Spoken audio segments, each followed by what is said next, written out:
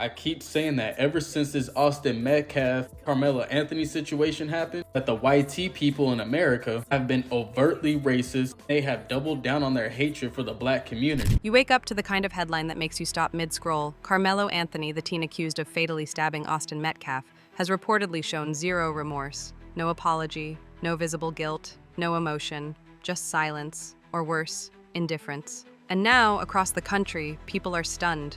Not because of the crime itself, that shock has passed, but because of Karmelo's complete lack of accountability in the aftermath. This latest update didn't come from a courtroom meltdown or a viral video.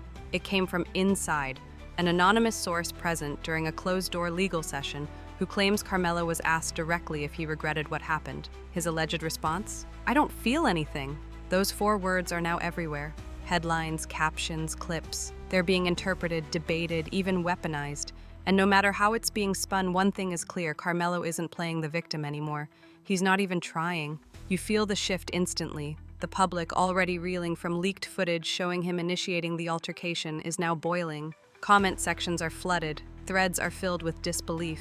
And families like the Metcalfs, reportedly devastated all over again, because now it feels less like a tragedy and more like a choice. You start to ask yourself, what kind of person feels nothing after taking a life?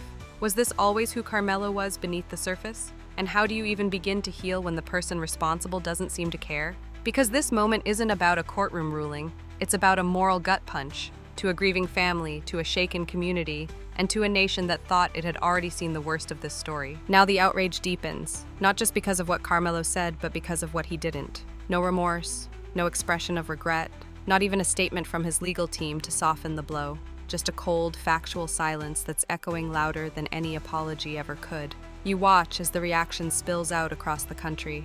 People who were once neutral on the case are now speaking up, saying this isn't just about guilt, it's about human decency. Whether Karmelo's team believes he'll be found guilty or not, his refusal to even acknowledge the life that was lost has transformed him in the public eye. Not from accused to criminal, but from criminal to callous. Major podcasts are now covering it. Commentators, even those known for staying neutral, are calling the response emotionless, disturbing, and inhuman. Some go further, saying that his reaction is more damaging than the crime itself, because it shows who he truly is without any legal filter or scripted defense. And the ripple effect? It's hitting hard. Austin Metcalf's family has reportedly declined interviews since the update leaked, choosing instead to remain quiet, but sources close to them say they're shattered. As if losing a son wasn't enough, now they have to live with the knowledge that the person responsible doesn't even feel the weight of what he did. So you start asking yourself, was remorse ever part of the plan? Or was this always just a game of optics? How does a family find closure when the other side refuses to grieve? And is this still about justice, or just about surviving a story that keeps getting worse? Because this isn't just a lack of guilt, it's the emotional void that makes a tragedy feel unforgivable. Now the conversation shifts from shock to anger. The internet, already rattled by the leaked video and the collapse of Karmelo's self-defense claim, is now teetering on full-blown outrage. People aren't just upset with Karmelo, they're questioning everyone who supported him. The activists, the influencers, the fundraisers, the spokespeople. No remorse? One viral tweet reads, "We marched for a kid who feels nothing after taking a life." Another user writes, "This isn't a justice issue. This is a morality issue. That kid is hollow." And it's not just online noise. Public trust is collapsing. Donation platforms are being flooded with refund requests. Support pages for Karmelo are either going dark or getting aggressively rebranded. Even well-known personalities who once stood behind him are issuing statements distancing themselves, saying they were misled, uninformed, or acting in good faith. But here's the uncomfortable truth you can't ignore. Nobody forced Karmelo to say what he said. Nobody made him shrug off a life like it meant nothing. That came from him. And now, the silence from his team only makes it worse. No clarification, no context, just emptiness. You're left to sit with it. What does it say when the person responsible for a killing offers no apology? How do we separate political narratives from basic human values? And what does it mean for every movement that tried to defend him when the person they fought for refuses to show even a trace of humanity? Because in that courtroom, or wherever those words were spoken, Karmelo didn't just lose public support. He lost the very thing people might have still believed in, his soul. Then it starts to hit the institutions. Not just the public, not just social media, but the actual systems that once moved cautiously around Karmelo's case. Prosecutors now have new fuel. Sources close to the investigation suggest that Karmelo's no remorse comment may be introduced during sentencing if he's convicted, as evidence of his mindset. One insider put it plainly, "Judges don't just rule on what happened, they weigh how someone feels about it after, and he gave them nothing. And that nothing is being replayed everywhere. Clips of legal analysts, psychologists, and even defense attorneys weigh in across media outlets." One prominent commentator says, "It's not just that he stabbed someone, it's that he looked into the aftermath and shrugged. Jurors remember that." Meanwhile, BLM organizers and high-profile figures who once stood firmly behind Karmelo are now being asked direct questions. Do you still stand with him? Do you condone that level of emotional detachment? What happens when a cause defends someone who refuses to act like a human being? For many, the silence has become the answer. Press inquiries go ignored. Public statements are vague or PR scripted. The ones who do speak try to pivot. Regardless of how he feels, the justice system still has flaws. But that's not what the public is hearing.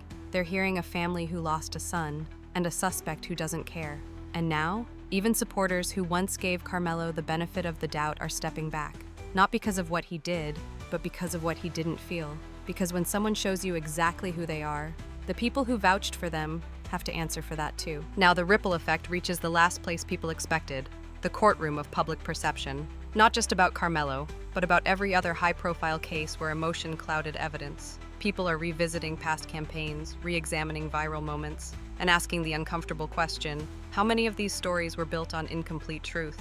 And at the center of it all, Karmelo Anthony, once a symbol of injustice, now a case study in what happens when a movement bets on the wrong story. The footage already damaged his credibility, but his lack of remorse, his words, or lack thereof, destroyed it. You're not watching a trial anymore.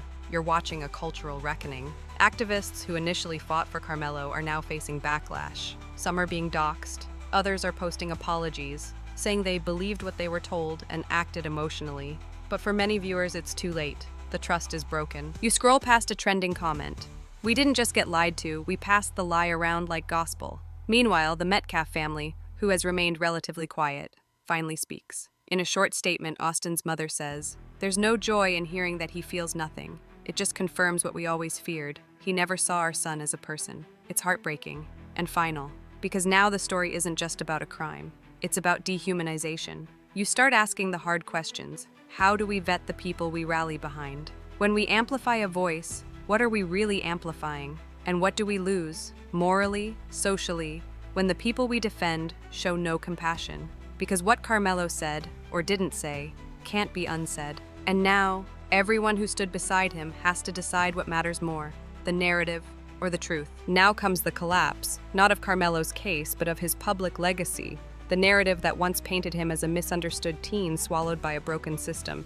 That version of the story, it's gone. And in its place is something colder, harder, and far more difficult to defend. A young man accused of a brutal crime, who feels nothing about it. Organizations that once tied themselves to his name are scrambling. Local chapters quietly remove his face from flyers. Fundraisers stall.